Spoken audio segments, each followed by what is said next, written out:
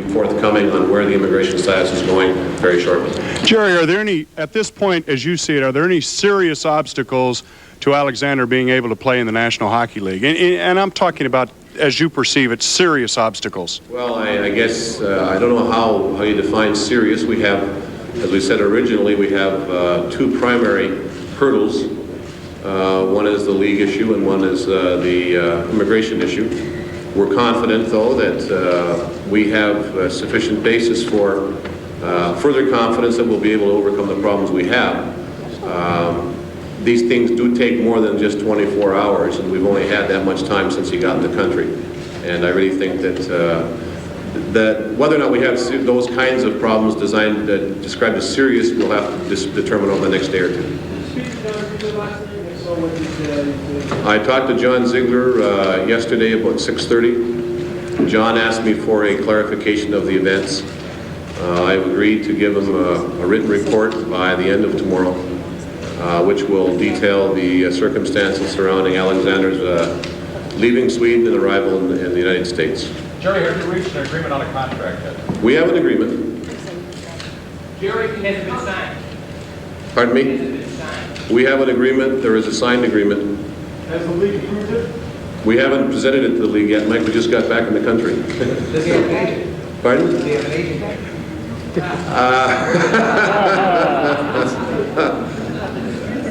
Everybody has an agent. Was anybody representing him? Nobody was representing him in the capacity of agent at the time we discussed. Any type of representative? There were other people involved. That's all I'm going to say. Jerry, can you comment on reports that the Soviets are considering filing criminal charges against Alexander for desertion because of his military status, and therefore would be looking for extradition on the part of the U.S. government? That's only a rumor, Dave. I can't comment on unsubstantiated rumors. As soon as we receive some notification from an official body, we'll respond at that time. I received a call on that, but I haven't received any written statement or any claim, so I can't comment until I do. What was his call, sir? I'm not going to comment on it. Jerry, considering the precedence of stopping voting, do you seriously feel that the possibility of the NHL voting Well, Larry, it's very difficult for me to answer on behalf of the NHL. All I can repeat is what John Ziegler was quoted as saying in the Toronto Star, I think, yesterday, which was something to the effect, and this is a paraphrase, that he saw no immediate problems to his playing if he received the appropriate immigration status. There were some questions about the military that he had to resolve in his own mind. That's all I can say about the league issue. We were told that someone, a friend of his, worked with you folks over in Stockholm, and that this friend of his also defected to the West and accompanied you people back. What can you tell us about that? I'm at the request of the individual involved. I'm going to decline to comment on that. He was assisted in these things by a friend over there, yes. Jerry, can you describe Alexander's last 2 days? You're going to give the details of the things he's done. Well, I think that'd be a good question for him, Mike, really. I mean, I don't want to put these kinds of things, but he's been active. He's been moving around, seeing the city and enjoying some of the food in town, so we'll let Alexander get into that. I make no comment on the length of the terms of the contract at all, either length or dollars. Yes? Could you give us some idea under what the range of circumstances that are acceptable to the immigration people? In other words, under what status he could stay? What could be considered? Well, again, as I said, we've only done preliminary investigation on this. We think that there are a number of ways to go. Obviously, everybody's asking what asylum. We're not commenting on that as whether that's a likely route. There are other routes, but I haven't done enough in that area myself, or haven't researched the issues or discussed it enough to be able to give you a comment as to the likelihood of us going in any direction whatsoever. But there are a number of options. I can only say what I've been told directly. I have not done the specific research myself to determine whether in this case other visa categories like H1s, like permanent residency would be applicable. So we'll have to wait and see what we get out of our research and discussion with the lawyers. Yes, Bob? It's unusual to have to file a written report on something like this. I just don't recall the Peter Cayman effect and the David Bullitt effect that there being as much interest on the President of the National Hockey League in the fact for I don't either. But does that bother you? It's because it's solely just the check and there's an ongoing business relationship that seems to have an impact on how you approach this? well, I'm certainly concerned that that there's high-level interest, and it certainly it obviously is going differently than the Stasny defection and the other people that have come over. I think that's complicated by the fact that there's a broadening of the relationship between the NHL and the Soviets, and as well as this issue of the military, I think, and that's something that John Ziegler wants me to report to him specifically so that he'll be able to be aware of the facts as they occurred and the information we have as of today. By the time you met with him over in Stockholm, had he already decided to defect merely a matter of arranging the contract, or was there still some uncertainty as you perceived it as to whether or not he wanted to leave? It's my impression that he had made the subjective decision to come, provided that he was able to satisfy himself as to his curiosity insofar as the life in North America, the kind of league it was, possible dollars involved, but my impression was that his decision was made well before the contract situation even came up. Don, can you Yes, talk Larry. That everything is approved. What would you have in mind between now and Saturday? Well, that's a good question. I think obviously there's going to be a serious period of adjustment. Fortunately for Alexander, he's had a good deal of exposure to Western society. He's been in Anchorage, he's been in Montreal, he's been in Europe many times. He's had relative freedom during his trips to the West, so he's not a stranger to the West. He's not a stranger to the English language. I think that when we do get this whole thing ironed out, we'll be looking for him to do some kind of adjustment, maybe along the same lines that we did with Pierre Turgeon, which was the possibility of getting acquainted, if not living with, families of the same ethnic background, so that the adjustment will be better. Hopefully an English language course, and just generally an introduction into the way life is lived over here. the range of In a hockey sense? Well, in the hockey sense, I think one thing we mentioned the other day is that Alexander's used to 11 months of activity in the hockey realm, 1 month off. Our players are used to 7 to 8 months of activity in the hockey realm, and then they have 3 to 4 to 5 months off. So that's going to be an adjustment. We'll keep him busy, but the big thing right now, I think, is he'll just have to find. I mean, he's not a baby. He's a 20-year-old fellow. He's clever. He's intelligent, and obviously he's got courage. And I think that any adjustment period that he's going to have to go through is small potatoes compared to what he's already done. Jerry, he's been described as self-confident, everything from self-confident to arrogant. Do you think that this has humbled him or made him more self-confident? What are your impressions about that side of his personality? I think Alexander is typical of most great athletes. He believes in himself. He believes he can overcome obstacles. He was not intimidated by the process that he's gone through so far. It doesn't seem to be now. I think his emotional level is very high. He's happy to be here, and the self-confidence that makes someone go through this kind of ordeal is certainly self-confidence that'll pay off as a hockey player. They've said he's selfish, but we prefer to think that he's got a talent that begs to express itself, and maybe it wasn't doing so in their system. Jerry, how do you feel that as far as intimidation is concerned, how Alexander will react to likely attitude? I don't know that that's going to be a problem. I think that our team has established over the last 2 or 3 years that it can't be pushed around, and in fact can do some pushing.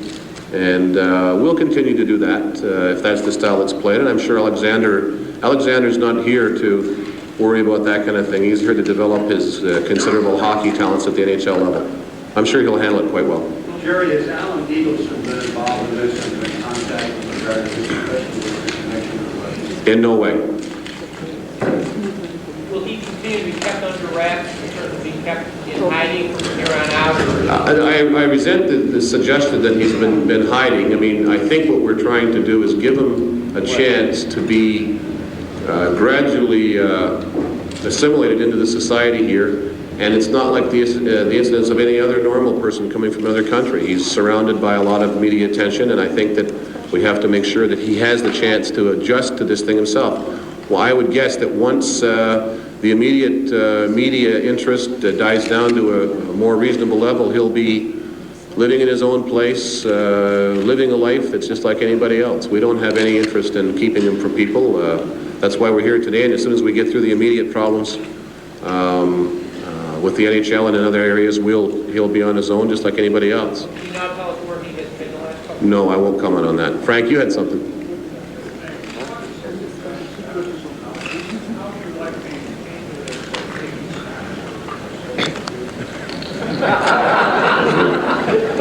Don Luce did it.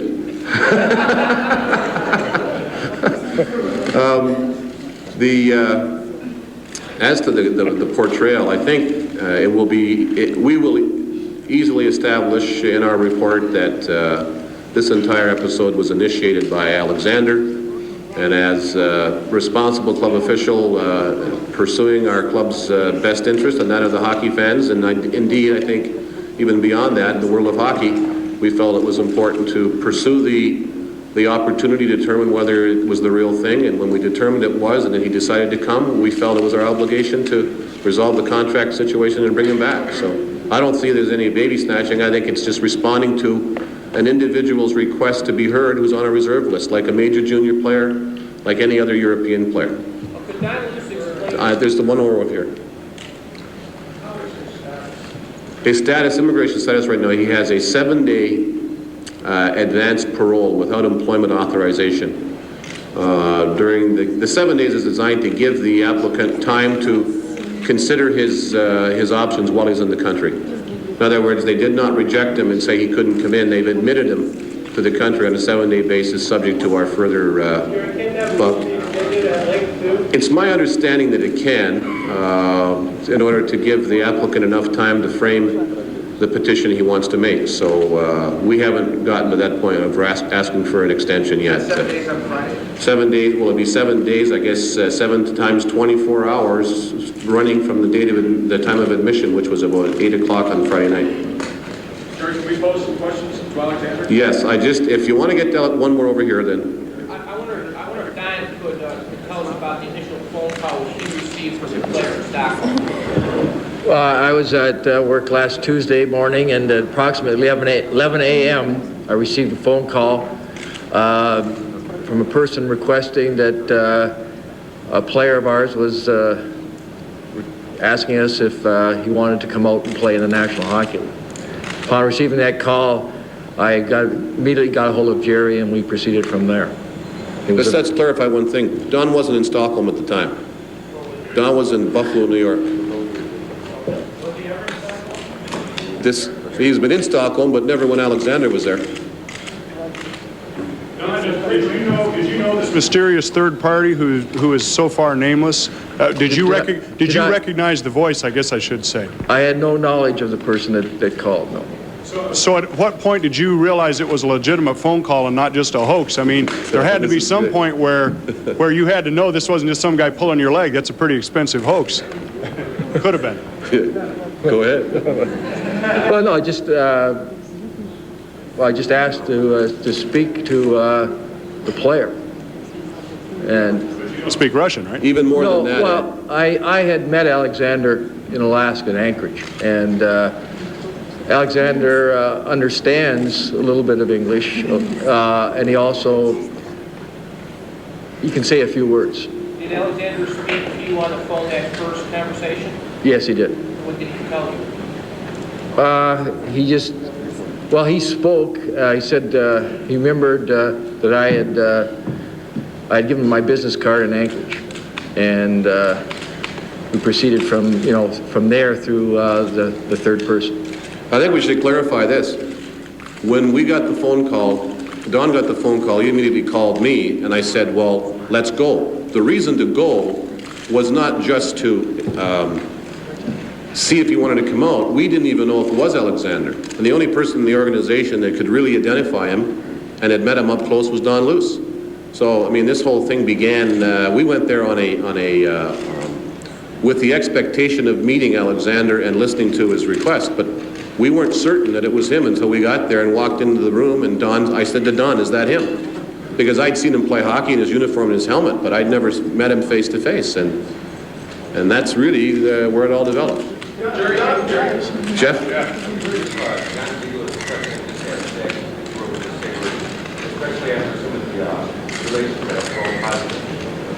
I'm sorry, I didn't hear all of that, Jeff.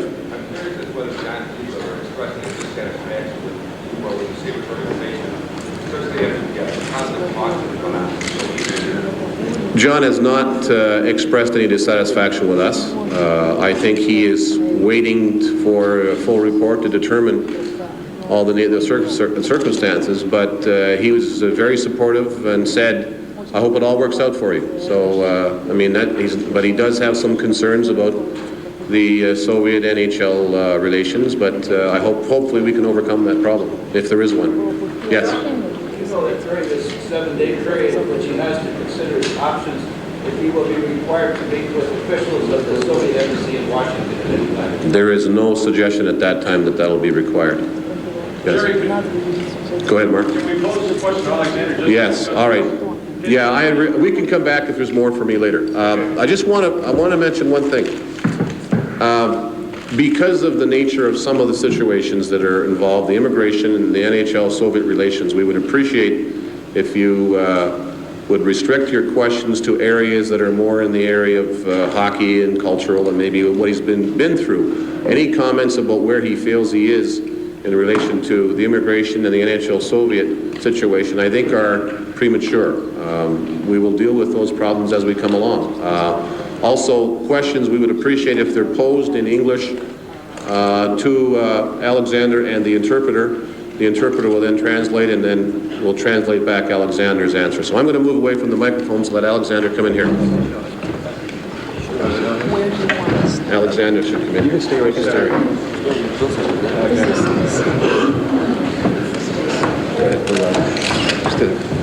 Casper, first we'd like to just talk about his range of emotions. What has been going through his mind and going on in his life since earlier this week? Спрашивают, ну, как ты чувствуешь, какие у тебя эмоции, что произошло в твоей жизни, что произошло в твоих мыслях на этой неделе? Я себя чувствую прекрасно сейчас. I feel fine right now. Louder. Talk into the microphone. Louder. Ну, я думаю, что в моей жизни произошли большие перемены. My life has undergone great changes. Ну, я думаю, что в лучшую сторону, потому что я должен думать о будущем после того, как я закончу играть в хоккей. The changes have been for the better. I have to think about the future, about the time when I will no longer be playing hockey. Думая о будущем, я сделал это сейчас именно, пока я еще молодой и полон сил. So thinking about the future, I'm doing what I need to do now while I'm still young and strong.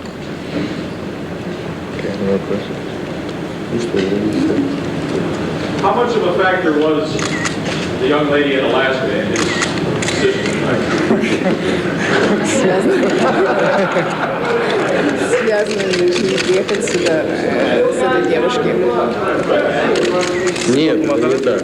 И она просто моя знакомая, мой друг, а все, не более того. No, it has nothing to do with it. She's just a friend. She's an acquaintance. She's a friend. So. How about his mother's reaction? She's been in tears, and before his being in tears, Ты слышала реакцию твоей мамы на то, что ты плакал? Нет, я еще не слышал реакцию моей матери.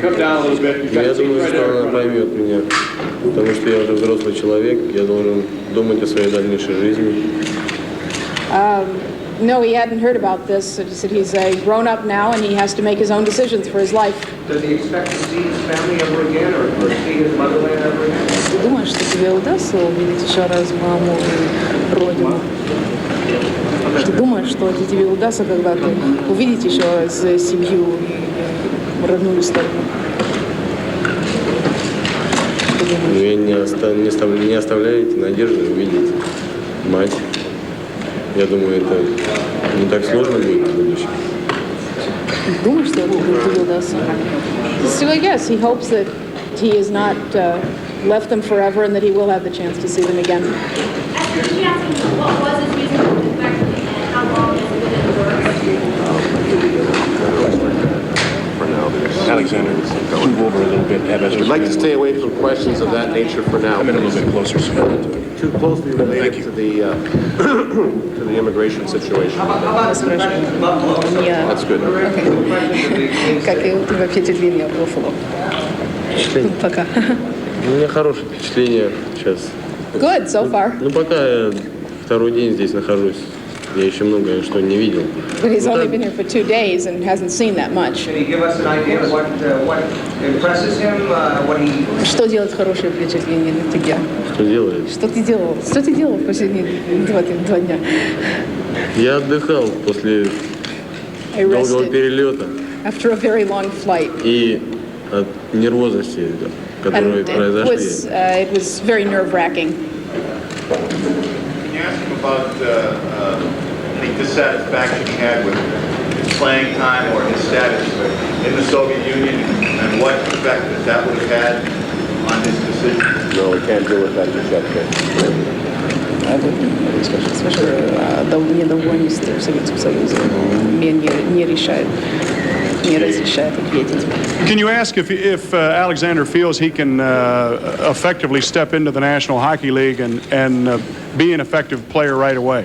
Ты думаешь, что можешь сразу же войти в наши игры, сразу же быть очень эффективным игроком?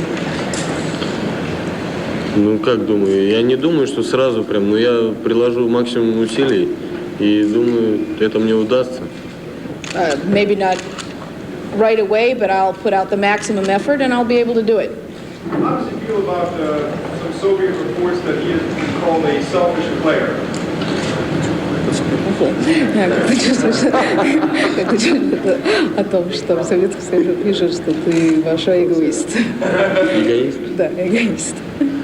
Ну, вы знаете, я так не думаю, потому что я как слышал, что там говорят, что я думал только о себе. Well, I've heard that they write that I think only about myself. Но в то же время, когда я закончу играть в хоккей, когда бы я закончил играть в хоккей в Советском Союзе, ну кто бы подумал обо мне? But who was thinking about me when I finished playing hockey in the Soviet Union? Там об этом не думают, скажите. They don't think about that.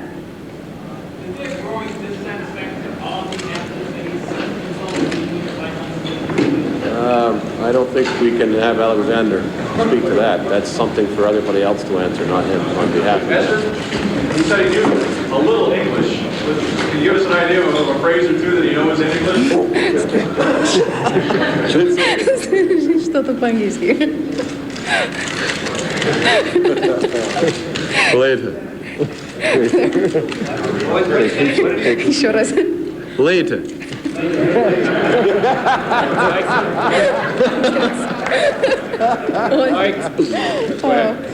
Camera, please, we've given you some time now. We need some relaxation with the other cameras back here. Please sit down. Excuse me, Mike is next.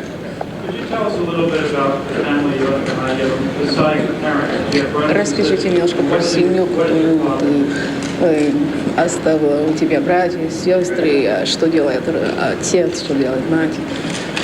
Ну, я родился, как вы уже, думаю, знаете, из газет, в Хабаровске. I was born, as you know, in Khabarovsk, which is in the Soviet Far East. На Дальнем Востоке это. Вот. Ну, у меня там живет мать моя, отец, That's where старший my mother брат, and father live. старший брат. My older brother. Вот. Ну, работают рабочие люди. They're working people. Кем они работают? Мать моя, What kind of work is it? I didn't. Кем они мать моя работает директором магазина. His mother is a director of a store. Ну, отец у меня работает на заводе. В общем. His father is a factory worker. И брат?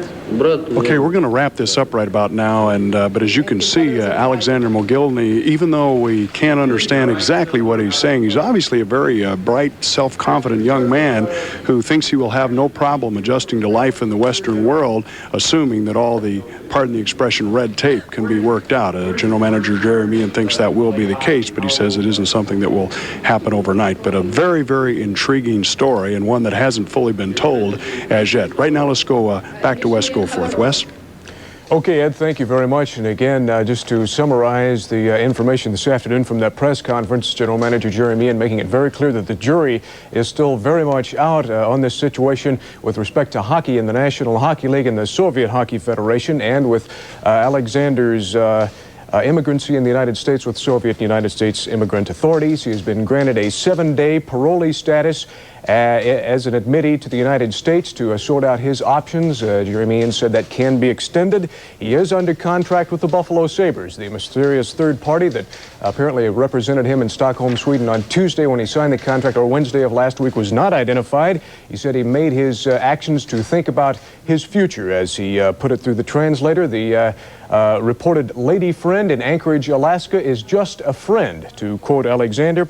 And he did say that he hopes he can see his family again someday in Soviet Siberia. So that is the essence of this afternoon's press conference as Alexander Mogilny is introduced to the Western world. We'll have more on Channel 2 News tonight at 6 and 11. Right now, we rejoin our regularly scheduled programming. Today, and we'll discuss that a little bit. Have a visual aid. Yeah, this is the here, visual aid. This is the latest tool for Buffalo sportscasters here, the English to Russian and Russian to English dictionary. And I'm going to have to bone up for a while before I can get used to that. The Sabres presented Alexander Mogilny to the media and to the world at Memorial Auditorium today. Now, the 20-year-old Soviet defector, as we said, appeared calm and collected in his first brush with the Western press, although General Manager Jerry Meehan did manage to squelch specific questions about the youngster's flight to the U.S. Mogilny admitted to being tired from the fast-paced series of events of the past 5 days, which brought him here to Buffalo. And while not specifically giving his reasons for defecting, he did say that this was not a spur-of-the-moment decision. It's been thinking about it for maybe a year. Просто мне было трудно, вот, чтобы предоставилась мне возможность такая вот, как... The circumstances didn't make it possible. Ну и тут мне было, конечно, трудно сделать этот шаг, очень трудно. It's very hard to take a step like that. Ну я переборол себя, внутренние силы как-то.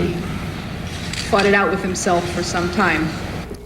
But now that Mogilny is here, he has begun the process of learning about life in the U.S., and he even knows a little English, which he demonstrated for reporters today. Later. Yeah, that's it. Later, dude. That's all he knows so far, but we'll break him in. Today's news conference was not only well attended by the media, but also by Mogilny's future Buffalo teammates. And Brenda Brennan got their reaction. With a handshake and a warm smile, the Sabres welcomed Alexander Mogilny to Buffalo. I'm almost like a fan right now. I'm just curious about the whole thing, and that's why I'm down here. It's almost like treating it like a fan, curiosity. The Sabres are ready to treat the Soviet star like a member of their own family. Those who've played overseas know the adjustment to America won't be easy, even for the man they call Magic. He's going to need all the help he can get, and I think all the teammates going to help me in every way we can. I mean, just go grocery shopping will be a different feeling for him. The Sabres have developed a true international flavor on their team now, and you won't find any complaints about that because the bottom line is talent. It doesn't matter where they come from, if they know how to play hockey, and if they do the job they're expected, they're going to help this team, and that's what we're looking for right now. If this player can help our hockey team, then why shouldn't he play? I saw the brief clip of Alexander when he played in the Alaska tournament over Christmas time. Per se, of having watching him firsthand, I haven't had that opportunity or the pleasure. If things work out, in a few months, we'll all have the pleasure of watching Mogilny's magic. Until Mogilny's immigration status is cleared up, the contract that he signed with the Buffalo Sabres does not mean he'll play.